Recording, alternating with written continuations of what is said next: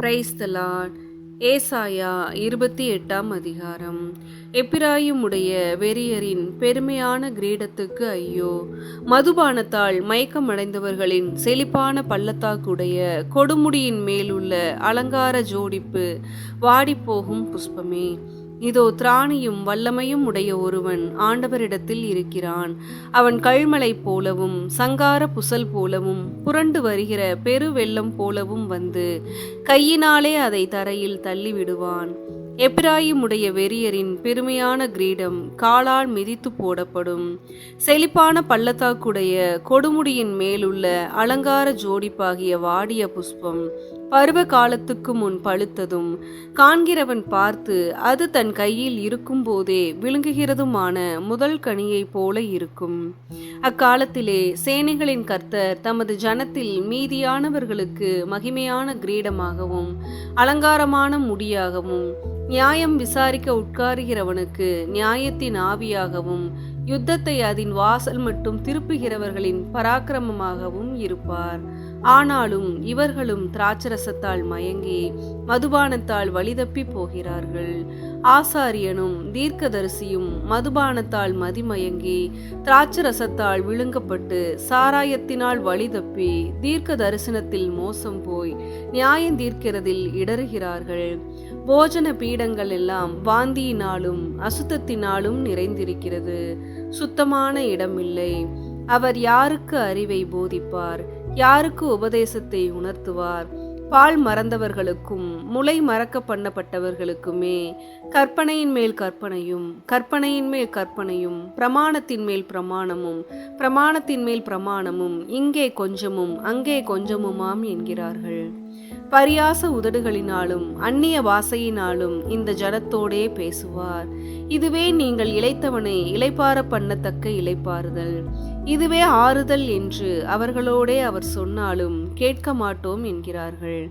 ஆதலால் அவர்கள் போய் பின்னிட்டு விழுந்து நொறுங்கும்படிக்கும் சிக்குண்டு பிடிபடும் படிக்கும் கர்த்தருடைய வார்த்தை அவர்களுக்கு கற்பனையின் மேல் கற்பனையும் கற்பனையின் மேல் கற்பனையும் பிரமாணத்தின் மேல் பிரமாணமும் பிரமாணத்தின் மேல் பிரமாணமும் இங்கே கொஞ்சமும் அங்கே கொஞ்சமுமாக இருக்கும்.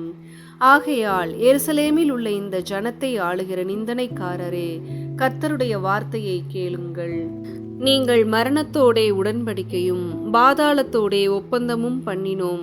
வாதை பெருவெள்ளமாய் புரண்டு வந்தாலும் எங்களை அணுகாது. நாங்கள் பொய்யை எங்களுக்கு அடைக்கலமாக்கி மாயையின் மறைவிலே வந்து அடைந்தோம் என்கிறீர்களே. ஆதலால் கர்த்தராகிய ஆண்டவர் உரைக்கிறதாவது, இதோ அஸ்திபாரமாக ஒரு கல்லை நான் சியோனிலே வைக்கிறேன். அது பரீட்சிக்கப்பட்டதும் விலையேற பெற்றதும் திட அஸ்திபாரம் உள்ளதுமான மூளைக்கல்லாயிருக்கும். விசுவாசிக்கிறவன் பதறான்.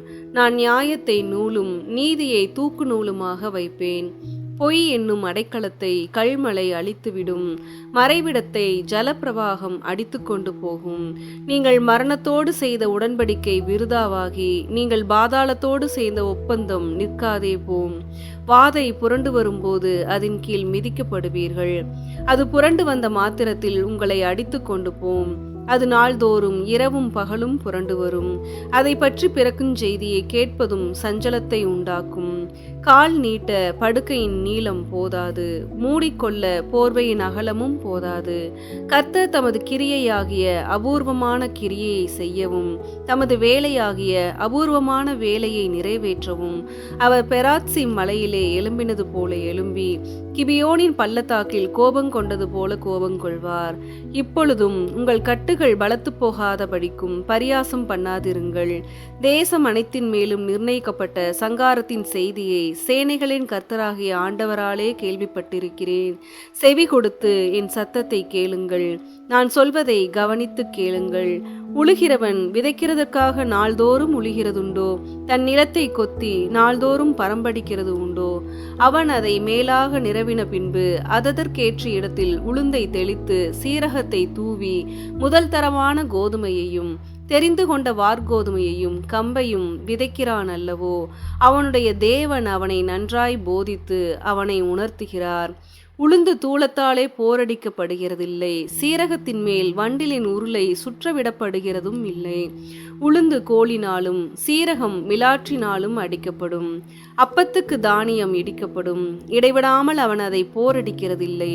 அவன் தன் வண்டிலின் உருளியால் அதை நசுக்குகிறதும் இல்லை, தன் குதிரைகளால் அதை நொறுக்குகிறதும் இல்லை. இதுவும் சேனைகளின் கர்த்தராலே உண்டாகிறது. அவர் ஆலோசனையில் ஆச்சரியமானவர், செயலில் மகத்துவமானவர். ஆமேன்.